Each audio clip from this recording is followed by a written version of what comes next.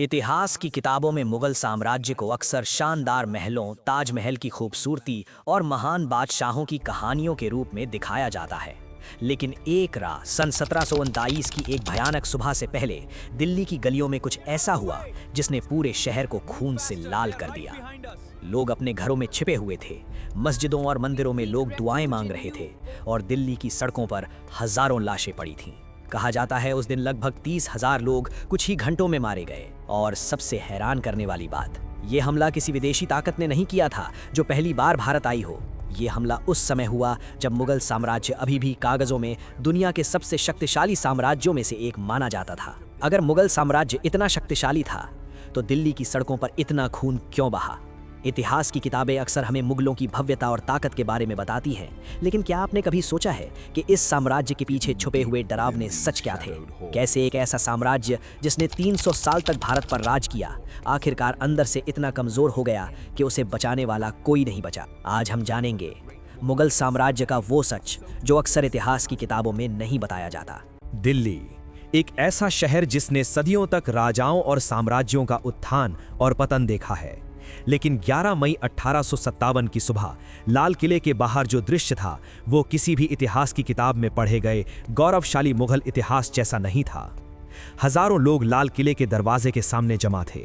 कुछ के हाथों में तलवारें थीं, कुछ के हाथों में बंदूकें और कुछ लोग सिर्फ गुस्से और उम्मीद के सहारे वहां खड़े थे। उनके सामने खड़ा था एक बूढ़ा आदमी, कमजोर, थका हुआ और लगभग बेबस। वो आदमी था बहादुर शाह जफर, मुगल साम्राज्य का आखिरी बादशाह। लेकिन हैरानी की बात यह थी कि जिस साम्राज्य ने कभी लगभग पूरे भारतीय उपमहाद्वीप पर शासन किया था, उसका आखिरी बादशाह उस दिन अपने ही महल में एक कैदी की तरह जी रहा था। लोग उससे गुहार लगा रहे थे, बादशाह सलामत, आप ही हमारे नेता बनिए, अंग्रेजों के खिलाफ लड़ाई का नेतृत्व कीजिए। लेकिन जफर जानता था कि सच क्या है। मुगल साम्राज्य अब सिर्फ नाम भर का साम्राज्य रह गया था।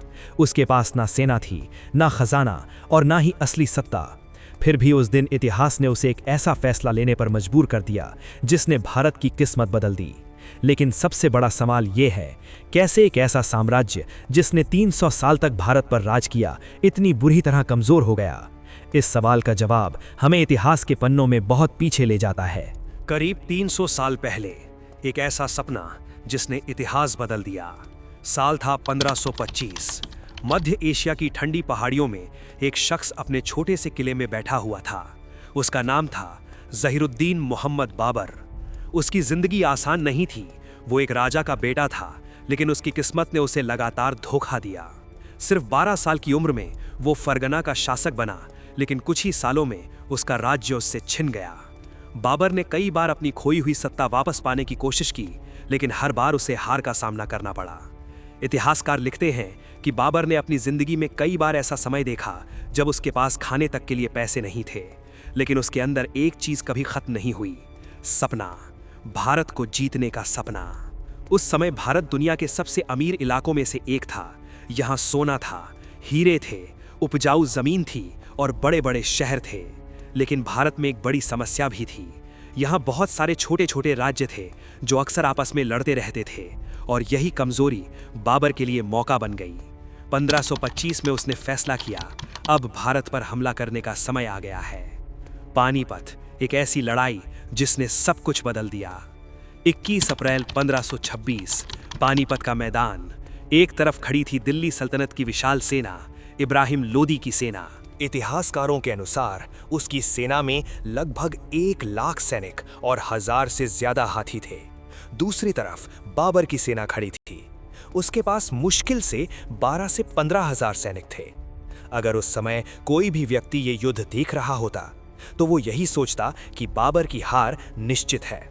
लेकिन बाबर के पास एक ऐसा हथियार था जो भारत में नया था, बारूद और तोपें। बाबर ने अपनी सेना को एक खास रणनीति में सजाया। तोपों को सामने रखा गया और उनके पीछे तीरंदाज और घुड़सवार। जब युद्ध शुरू हुआ, तोपों की भयानक आवाज से इब्राहिम लोदी के हाथी डर गए। हाथियों ने अपने ही सैनिकों को कुचलना शुरू कर दिया। सेना में अफरा तफरी मच गई और कुछ ही घंटों में युद्ध खत्म हो गया। इब्राहिम लोदी मारा गया और बाबर ने दिल्ली और आगरा पर कब्जा कर लिया। यहीं से शुरू हुआ मुगल साम्राज्य। लेकिन ये जीत जितनी आसान दिखती है उतनी थी नहीं।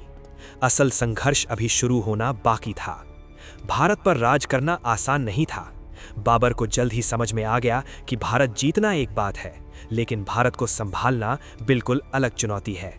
भारत में कई शक्तिशाली राजपूत राजा थे। उनमें सबसे शक्तिशाली था राणा सांगा। राणा सांगा ने बाबर को भारत से निकालने का फैसला किया। 1527 में दोनों सेनाएं आमने सामने आई। ये युद्ध था खानवा का युद्ध। राणा सांगा की सेना बहुत बड़ी थी और राजपूत योद्धा अपनी बहादुरी के लिए प्रसिद्ध थे। युद्ध बेहद भयानक था, लेकिन बाबर ने फिर अपनी तोपों और रणनीति का इस्तेमाल किया। आखिरकार राणा सांगा की हार हुई। इस जीत के बाद बाबर ने खुद को गाजी घोषित किया, यानी धर्म के लिए लड़ने वाला योद्धा। अब उसका सपना लगभग पूरा हो चुका था, लेकिन किस्मत ने उसे ज्यादा समय नहीं दिया। 1530 में बाबर की मृत्यु हो गई और मुगल साम्राज्य की जिम्मेदारी उसके बेटे हुमायूं के कंधों पर आ गई। एक ऐसा बादशाह जो अपनी गद्दी खो बैठा। हुमायूं का स्वभाव बाबर से बिल्कुल अलग था। वो एक अच्छा इंसान था, लेकिन एक मजबूत शासक नहीं।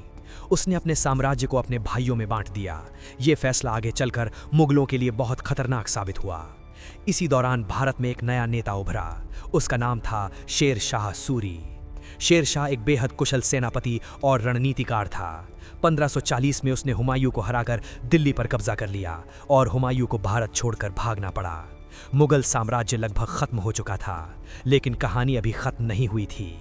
हुमायूं लगभग 15 साल तक निर्वासन में रहा। इस दौरान उसने पारस के शासक से मदद मांगी। फिर एक दिन उसने फैसला किया, अब वापस लौटने का समय आ गया है। 1555 में उसने फिर भारत पर हमला किया और इस बार किस्मत उसके साथ थी। दिल्ली और आगरा फिर से उसके हाथ में आ गए। लेकिन इतिहास कभी कभी बहुत क्रूर होता है। गद्दी वापस मिलने के सिर्फ 1 साल बाद एक अजीब घटना हुई। हुमायूं अपने महल की लाइब्रेरी की सीढ़ियों से नीचे गिर गया और उसकी मृत्यु हो गई। अब मुगल साम्राज्य का भविष्य एक 13 साल के लड़के के हाथों में था। उसका नाम था अकबर। एक बच्चे के हाथों में साम्राज्य। जब अकबर बादशाह बना तो मुगल साम्राज्य बहुत कमजोर स्थिति में था। कई दुश्मन उसे खत्म करना चाहते थे। सबसे बड़ा खतरा था हेमू। हेमू ने दिल्ली पर कब्जा कर लिया। अब निर्णायक युद्ध होना तय था।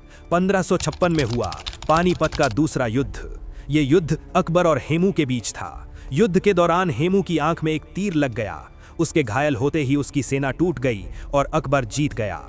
लेकिन असली कहानी अब शुरू होने वाली थी, क्योंकि अकबर सिर्फ एक बादशाह नहीं बनने वाला था, वो बनने वाला था मुगल इतिहास का सबसे शक्तिशाली शासक। लेकिन अकबर के शासन के पीछे भी कुछ ऐसे फैसले छिपे थे जिनके असर आने वाले 100 सालों तक दिखाई देने वाले थे, और शायद यही फैसले आगे चलकर मुगल साम्राज्य के पतन की वजह बनने वाले थे। लेकिन अकबर ने ऐसा क्या किया जिसने एक तरफ साम्राज्य को सबसे शक्तिशाली बनाया और दूसरी तरफ उसके अंदर एक खतरनाक कमजोरी भी पैदा कर दी?